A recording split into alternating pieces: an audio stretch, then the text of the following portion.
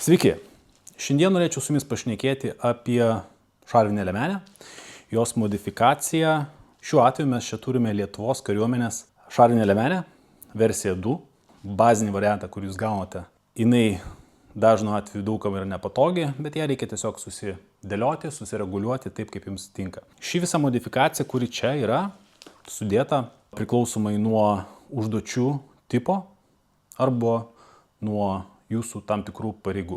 Tai pavyzdžiui, jeigu jūs esate, būrio vadas, skyriaus vadas, tai tarkime čia priekyje yra panelė su elastiniam 3 dėtuvėm, tai vietoj jos šiuo atveju čia galėtų būti administracinis dėklas. Čia yra modifikacija, kurioje jums reikės tikrai turėti nemažą kiekį amunicijos. Jeigu mes šnekame apie kažkokį tai reidą, kažkokią tai pasalą, tai būtų vienas iš variantų.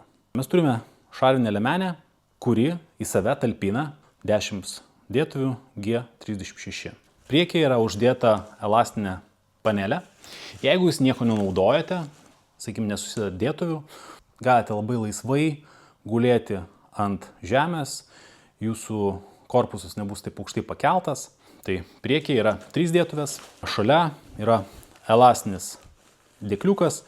Iš esmės jisai yra skirtas susidėti kažkokiems tai užrašams, turniketas, gali būti įdėti tušinukai ir visokiausi smulkus dalykai. Toliau mes turime standartinį mūsų dėklą, tą kengurų paučą, bet labai dažnas gavęs šitą liemenę klijuoja patį dėklą su velcro, kad jis neatsilapotų, nes įdėjus dėtuves, jeigu jūs bėgiojate, šliaužiojate, jos tiesiog fiziškai iškrenta. Yra tekę matyti, kai pameta netgi radio ryšio priemonę, kuri yra įdėta. Labai svarbu modifikuoti savo taip, kad jūs galėtumėt kuo daugiau išnaudoti savo liemenės. Tai šiuo atveju aš pasidaręs esu dėtuvių laikiklius ir kuo puikiausiai čionais dedasi 4 dėtuvės ir ant viršaus kuo puikiausiai laikosi. Yra galimybė be abejo sudėti čionais ir 6 dėtuvės. Šiuo atveju čia dvigubas stekas gautųsi viena ant kitos, bet yra pakankamai nepatogu, jeigu jūs kažką tai labai greit norėsite daryti. Priekis pas mane yra 7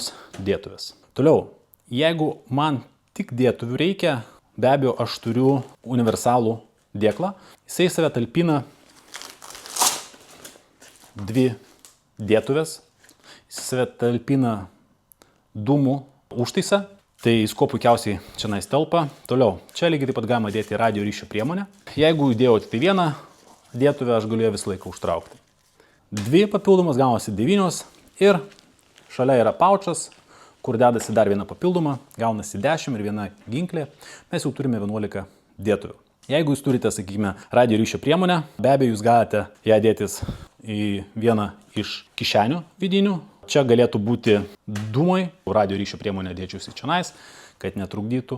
Jeigu jūs nenorite su savim tampytis diržo, o tik ant savęs dedatės liemenę, tai kuo puikiausiai galima, jeigu jūs esate, sakykime, skyriaus vadas ar būrio vadas, jums yra išduotas trumpas ginklas.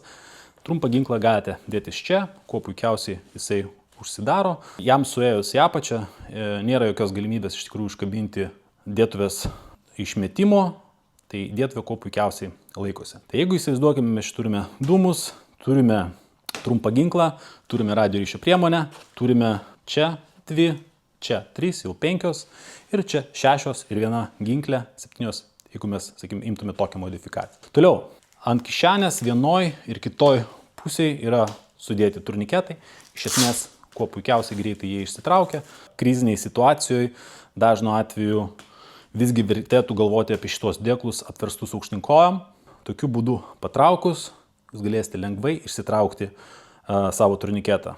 Toliau, General Pouchas dėtuvė, papildomai čionais įsistatytų pistoleto papildomą dėtuvę arba multitoolsas. Ir tiesiog talpus, kuo puikiausiai į save gali įdėti kelias granatas. Tada mes turime rolą, medicinos dėklas.